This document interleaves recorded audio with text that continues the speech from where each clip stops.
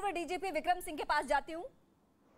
विक्रम जी, इससे पहले भी हमारी जब बुलडोजर पे बात हुई है, आपने यही कहा है कि अगर किसी के पास अवैध संपत्ति है बुलडोजर चलेगा, और अगर किसी दंगाई के पास ऐसी ही संपत्ति है और बुलडोजर चल रहा है तो क्यों परेशानी है? रीमा जी नमस्कार। मैं केवल फिर यही कहूंगा कि नाजायज संपत्ति का जायज तरीके से ध्वस्तीकरण, इस पे क्यों आपत्ति हो रही है? और अगर दंगाई की नाजायज संपत्ति है उस पे बुलडोजर चल रहा है तो उस पे आपत्ति किस बात की? और अगर आपको आपत्ति है पूरी, जिससे कह रहे जिसको जुल्म तथा कथित कहा जा रहा है, अगर आपत्ति है तो न्यायालय में जाकर के कुछ स्टे ला के दिखा दे, लेकिन वहां न्यायालय नहीं जाए क्योंकि मालूम है कानूनी तौर पे बिल्कुल विकलांग है। और रीमा जी, इसके पहले भी नहीं, आज से नहीं, जमाने से जब बुलडोजर नहीं था, इस तरीके के तत्वों के ऊपर हाथियों के द्वारा उनके मकान और इस तरीके के स्ट्रक्चर्स गिराए जाते थे, आज से नहीं, जमाने से। लेकिन हो सकता है कालांतर में गुजरात पुलिस को इस वक्त मैं कोट करना चाहूंगी और आप भी जरा बेहतर तरीके से समझा पाएंगे जो पैनल इस वक्त है और जो सवाल उठा रहा है विशेष समुदाय कह के। गुजरात पुलिस ये कहती है शोभा यात्रा के दौरान जो सब कुछ हुआ, जो पत्थर बरसाए गए, जो पेट्रोल बम का इस्तेमाल हुआ, जो भी दंगे सा माहौल किया गया, उसको लेकर ये कहा जा रहा है कि कोशिश ये थी कि कभी रामनवमी को लेकर या कोई इस तरीके की शोभा यात्रा ना निकले, इस तरीके की प्लानिंग थी। रीमा जी, ये तो देखिए खलील खां फाख्ता होना, चंडू खाने की गप लगाने की कोई हो तो कोशिश करे, लेकिन शासन प्रशासन इस तरीके के कुंसिक षड्यंत्र को मिट्टी में मिलाने के लिए सक्षम थी, है और सदैव रहेगी।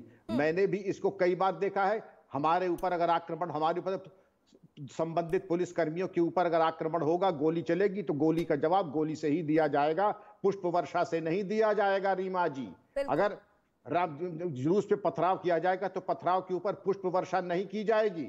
जो कानून जितनी ताकत देता है, कानून की परिधि में रहते हुए ऐसा माकूल दिया जाएगा कि भूल जाएंगे पत्थर और गुलेल और तेजाब और पेट्रोल बम क्या होता है। विक्रम सर जो कहते हैं कि संविधान पे बुलडोजर चला दिया, संविधान पे कैसे चला दिया? आपको अगर शक हो तो जाके हमारे खिलाफ शिकायत कर दीजिए, पुलिस वालों के ऊपर शिकायत कर दीजिए राष्ट्रीय मानवाधिकार आयोग में और कोर्ट में हमारे खिलाफ मुकदमा लिखा दीजिए। संविधान जिस राज्य में रहते हैं वहाँ हाई कोर्ट भी है और देश में सुप्रीम कोर्ट भी है, कोर्ट का रुख कर लेना चाहिए। डॉक्टर पवन राव को लगता है AIM के, सर मैं आपके पास आती हूँ, जरा पवन जी से मैं माहौल समझ लूं कि उनके दिमाग में क्या चल रहा है। इरफान जी के जरिए तो मैं समझ चुकी। पवन जी क्या कहेंगे इस कार्रवाई को लेकर?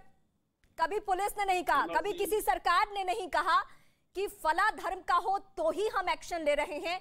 सरकार ने कहा दंगाई, सरकार ने कहा पत्थरबाज, पुलिस ने कहा पत्थरबाज, दंगाई। परेशानी क्यों है? अगर दंगाई के घर पे बुलडोजर चल रहा है तो नहीं, बिल्कुल परेशानी नहीं है। लेकिन सीमा जी, पहले बात ये मैं कहना चाहूंगा कि ये जो हिंसा हो रही है बहुत ही निंदनीय है, इसकी मैं कठोर शब्दों में निंदा करता हूँ। लेकिन मैं ये समझ नहीं पा रहा हूँ कि आदरणीय प्रधानमंत्री साहब, आदरणीय गृह मंत्री साहब के मुख से कोई भी बयान इस हालात के लिए नहीं आया है। ये भी एक निंदनीय है। बहुत ही मैं इसमें दुख व्यक्त करता हूँ। इस तरह की घटनाओं को लेकर के आदरणीय प्रधानमंत्री साहब और आदरणीय गृह मंत्री साहब को भी जो है बयान देना चाहिए। आपने पत्थरबाजी की बात कही है और हिंसा की बात कही है, लेकिन एक घटना का आप जिक्र ही नहीं करते हैं। कौन सी घटना? कटनी रेलवे स्टेशन पर जो पब्लिक प्रॉपर्टी को डिमोलिश किया गया है, पुलिस की प्रेजेंस वहां पर थी, पुलिस वहां पर तैनात थी, पुलिस की उपस्थिति में पब्लिक प्रॉपर्टी को डैमेज किया गया इन द नेम ऑफ धर्म। कुछ लोग नारे लगा करके पब्लिक प्रॉपर्टी को डैमेज कर रहे थे। क्या ऐसे लोगों को छोड़ा जाना चाहिए? इस पर भी मध्य प्रदेश की सरकार को संज्ञान लेना चाहिए। मैं ये भी बता देना चाहता हूँ कि जैसे लोकतंत्र से पहले देश में राजतंत्र हुआ करता था। संविधान की दुहाई देते हैं, न्यायपालिका, जो कानून की बात करते हैं, जो कोर्ट की बात करते हैं, वो कोर्ट क्यों नहीं जाते हैं? जुडिशरी, एग्जीक्यूटिव और लेजिस्लेटिव की मैम आपकी बात से सहमत हूँ कि गलत हुआ होगा तो आप कोर्ट जाइए ना। जुडिशरी, पवन जी, मिस्टर पवन सुन रहे हैं आप? ये भारतीय संविधान की जो मूल भावना है। मिस्टर पवन सुन लीजिए, कानूनदान ना बने, कृपा क्यों नहीं कोर्ट गए? सरकार बने रहे, वो आपके लिए आपके घर से दूरी ज्यादा है कोर्ट की। कोर्ट जाने का आप अवसर दीजिए ना, कोर्ट जाने का अवसर दीजिए। हमारे बीच में विक्रम साहब है, माननीय विक्रम साहब है। प्रोसीजर होता है, लीगल प्रोसीजर होता है, प्रोसीडिंग्स होती हैं, उन प्रोसीडिंग्स को फॉलो नहीं किया जा रहा है। डायरेक्टली ऑर्डर्स आते हैं सरकार के माध्यम से और जो है बुलडोजर चलाने का काम किया जा रहा है। उस लीगल प्रोसीडिंग्स को क्यों नहीं फॉलो कर रहे हैं जो लीगल प्रोसीडिंग्स सीआरपीसी में है, जो लीगल प्रोसीडिंग्स इस देश के कानून में है, उन लीगल प्रोसीडिंग्स को फॉलो करके, हाँ ठीक है, जो भी अवैध कब्जे हैं उनको आप हटाने का काम करें, लेकिन मध्य प्रदेश में एक बिल्डिंग प्रधानमंत्री आवास योजना को भी ढाया गया है। क्या वो अवैध थी? अगर अवैध थी तो और मुझे तो हैरानी हो रही कि बुलडोजर तो हमेशा से अवैध संपत्ति पे चलता रहा है। किया है, उनके खिलाफ भी परेशानी किस बात की है? उनके घर भी परेशानी किस बात की है? प्रधानमंत्री आवास योजना के तहत कार्ड खेलना जो है, आवास जैसे बनवाया इरफान जी गया ने था, खेला। क्या वो आवास अवैध था? कौन सा आवास अवैध था? किसकी बात कर रहे हैं आप? नहीं, आपके पास है वीडियो फुटेज है। एक प्रधानमंत्री आवास योजना के तहत एक मकान का ध्वस्तीकरण किया गया है। मुझे खुशी हुई कि आपने इस बात को स्वीकारा। आप मुझे अब पवन जी सुन लीजिए, पवन जी आप सुन लीजिए, बहुत अच्छा टॉपिक को चढ़ा है आपने। मुझे खुशी हुई कि आपने इस बात को स्वीकारा कि प्रधानमंत्री आवास उस परिवार के पास है, लेकिन क्या सरकार ने प्रधानमंत्री आवास उस घर को, उस परिवार को इसलिए दिया था कि वहां से पत्थर बरसाए जाए? इसलिए दिया था? बिल्कुल नहीं, लेकिन ध्वस्तीकरण के आप डाइवर्ट मत करिए जीवा जी। आप बताइए ना, क्या सरकार ने प्रधानमंत्री आवास इसलिए दिया था कि उस घर का इस्तेमाल शोभा यात्रा में बम बरसाने के लिए, पत्थर बरसाने के लिए, पत्थरबाजी करने के लिए, पेट्रोल बम फेंकने के लिए? अच्छा, अब मैं जब इस मामले पे बोल रही हूँ तो आपको कटनी जाना है।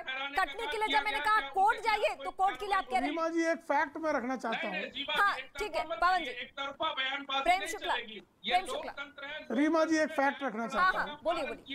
देखिए पवन, श्रीमान पवन जी, हाँ आराम से, श्रीमान पवन जी जो कह रहे हैं प्रधानमंत्री आवास योजना का जो मकान ढाया गया, प्रधानमंत्री आवास योजना का वह मकान जिस नक्शे पर और जिस भूमि पर दिखाकर पास कराकर पैसे लिए गए, वह वहां न बनाकर अवैध निर्माण किया गया था, ऐसा वहां का प्रशासनिक अमला सब प्रमाण बयान दे चुका है। फ्रॉड किया उसने तो भी कार्रवाई होगी, वो ढाया गया फ्रॉड भी होगा, फ्रॉड का केस भी लेंगे उसके ऊपर। सही कह रहे हैं आप, उसने फ्रॉड भी किया और अवैध निर्माण भी किया। अब आप चिल्ला रहे हैं, अब आप चिल्ला रहे हैं, आपका तर्क नहीं, आप चिल्ला रहे हैं, गला फाड़ रहे हैं आप, गला फाड़ रहे हैं आप, अब आप गला फाड़ रहे हैं। अच्छा सुनिए, आप गलत कर रहे हैं।